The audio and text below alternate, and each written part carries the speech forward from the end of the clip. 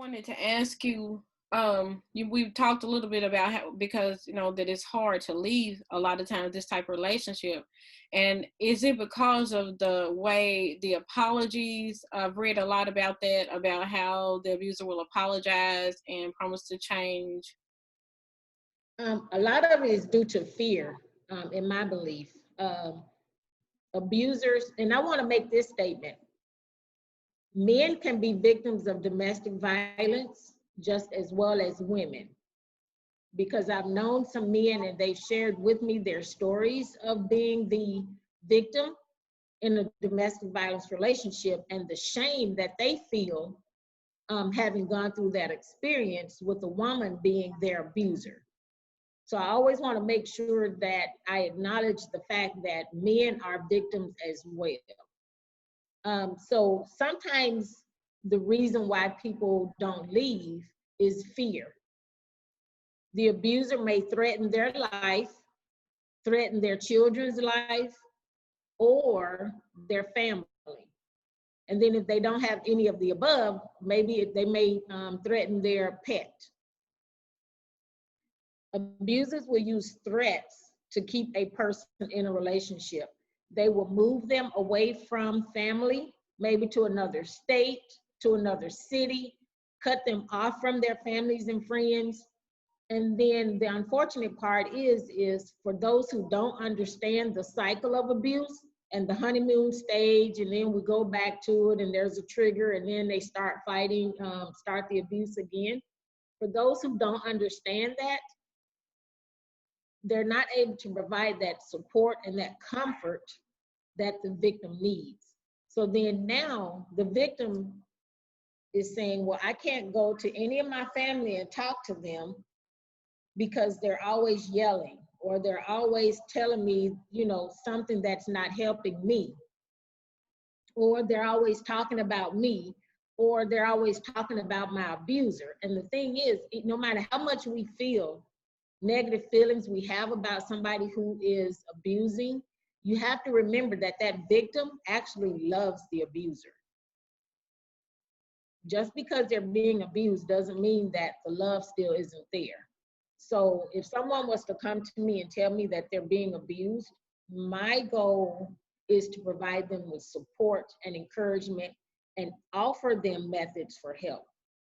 It's not to talk about the abuser and say, oh, that no good so-and-so, because that doesn't give a good light and allow that person to come back to me and trust me and say, okay, Monica, this is what's going on. What it does is it pulls them back away from me. So they have the fear. The abuser may get the person pregnant on purpose with the event with the thought of they will stay.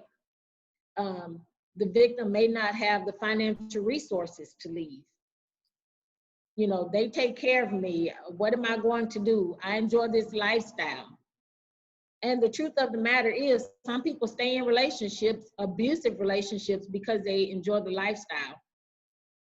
I actually had somebody make the statement of, you need to stay in that relationship because look at how you're living. They said to me, look at how you're living. You got this, that, and the other, calling off all this material stuff. Well, the material things are not making the relationship healthy. So there are different reasons why people stay. They may not feel like they have anywhere else to go. Or maybe they've left before only to get drugged back to the relationship with threats.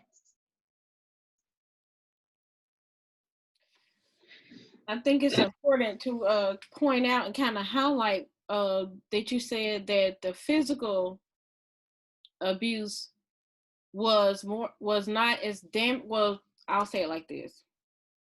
I think it's important to highlight that you had more trauma from the emotional abuse than the physical abuse.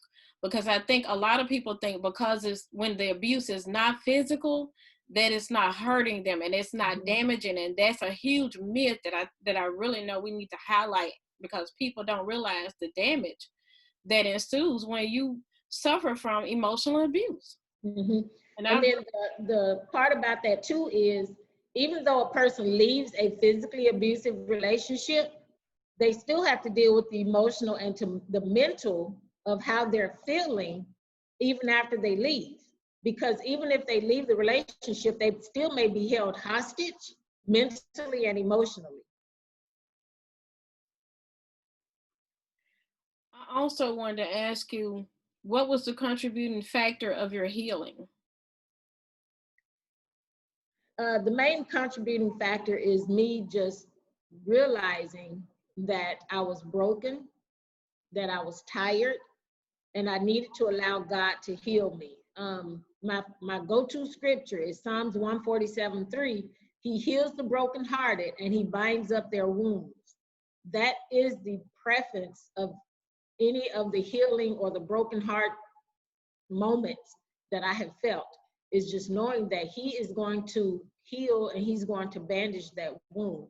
So without a doubt, my healing process is started and it ended with God, and it continues with him, because we have moments in our lives where if we allow it, that moment, whether it's a domestic violence moment, whether it's not getting a job, whether it's being financially unstable, whether it's a decision that we make that we later find out was not a good decision.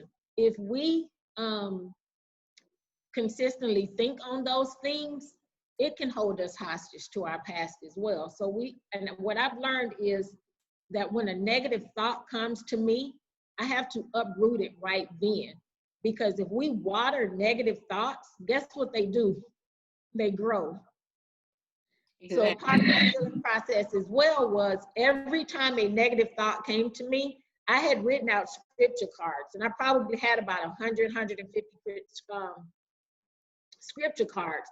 I wrote them out on index cards, went and had them laminated, not all at one time. I probably would do 20, go get them laminated, cut them out. I would put them on a ring.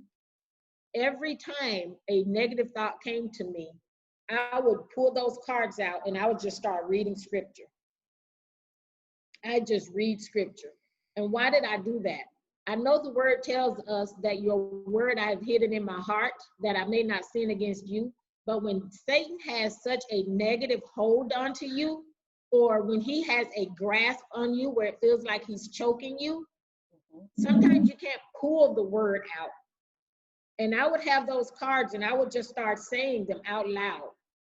I would just say them out loud because I could not allow those negative thoughts, those things Satan was telling me to plant, to take root in my mind, or then he would pull me back to my past.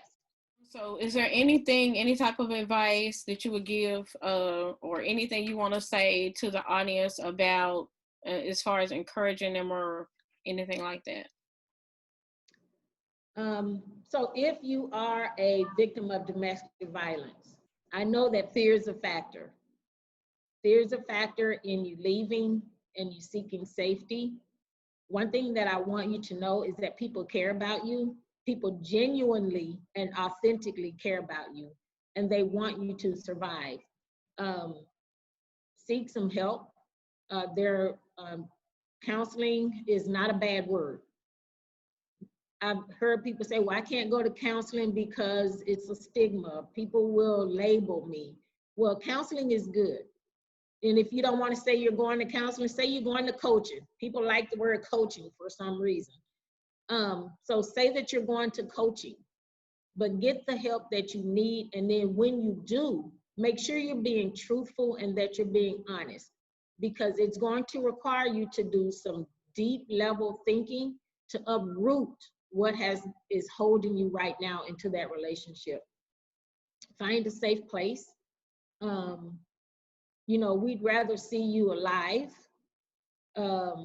It's better to be seen than to be viewed. And it's too many women and men who are falling victims as far as fatalities go to domestic violence. So please seek some help. And if you are a person that someone has come to you and shared that they're in a domestic violence relationship, please don't judge. Please don't say negative words to them because that's not helping. If you can't find encouraging words to say, sometimes it's best to just sit in silence, be quiet, and allow them to share. Then when it's time, give them a hug. If you don't have anything positive to say, anything comforting to say, then just be quiet and be silent. Because sometimes they just need to share. And then provide them with some resources that they need as well. Find a safe place. Because one thing I want you to always do is I always want you to love yourself to life. And that's what I had to learn, Renee. Mm-hmm. Once I got through the brokenness, and God taught me how to love myself to life, regardless of what other people were thinking. You know, to not worry about the judgment of others and what other people would think. Only consider what it is that He thinks. Now, I say that, and I don't say, you know, go around doing whatever you want to do because you don't care about what people think. Too many times you know how we get caught up and, well, I wonder what they'll say if I do this. I wonder if they'll say if I do this. And we're more concerned about them than we are what the Father told us to do. So I'm telling you, the Father wants you to be free. He wants you to be safe. And He wants to show you what true love is all about. Is there anything you want to tell us about? Is it love you to life? Love Yourself to life. Yes. So, yeah. So I started Love Yourself to Life because I literally was free. I was free of the condemnation of the past. I was free of everything that happened in my past. I embraced who I was, the quirky me, the loving me, the giving me, the awkward me, the educated me, the fun me, the love me, the loving me. I learned to just embrace everything about me, but yet make those necessary changes that I needed to make to be better. So Love Yourself to Life, that's actually the name of my second book. And where I put a lot of focus in is because I want women, as I said earlier, to embrace the essence of who they are and not allow their past to interfere with their future. And why do I say that? Because so many times we get caught up in the past. We have that one thing that's holding us back and just won't let us move forward. Or maybe more than one thing that's holding us back. And I want us to live freely and I want us to live authentically, because wearing a mask is hard work. I ain't like it. It's hard work. Dr. Monica, I want to ask you, did any of your past experiences with domestic violence affect your career in any way?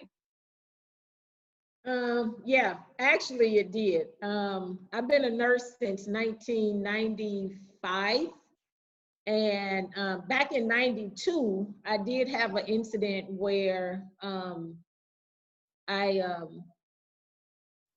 got a record for assault as a result of the domestic violence relationship. And again, I always preference, I'm fine with the people from my past.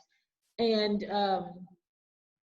out of all those years of me being a nurse, I have been licensed in multiple states. However, one state decided not to give me a license unless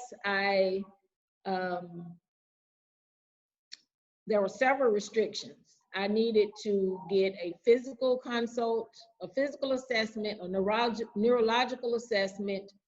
I had to take anger management classes, professional development classes. There was a fine that needed to be paid, 2 professional references, 2 personal references, and then there was a mental assessment. Now, this was just a year or 2 ago. Now, mind you, I have since, at that time, 1992, I was first licensed in 95, I believe, 95 or 96. 95, I was first licensed. And all this time, I've not had any problems getting licensure. So I'm not sure what the goal was for this particular state to not license me. And it really did, I'll be honest with you, it caused me a little bit of emotional hurt because I was at a place that I thought was my dream job. I was looking forward to this opportunity, this experience, And it was totally taken away from me because of something that happened in my past in 1992. And honestly, I thought if me having my doctorate degree years after all this happened is not professional development enough, I don't know what other professional development I can have. So I literally had to walk away from that job, walk away from that opportunity. And I've been having and I'll just be honest with you, a difficult time um, since then. I feel like I've been wandering, trying to get my footing on where I'm supposed to be and what I'm supposed to be doing since that time, because a lot transpired with me making that move.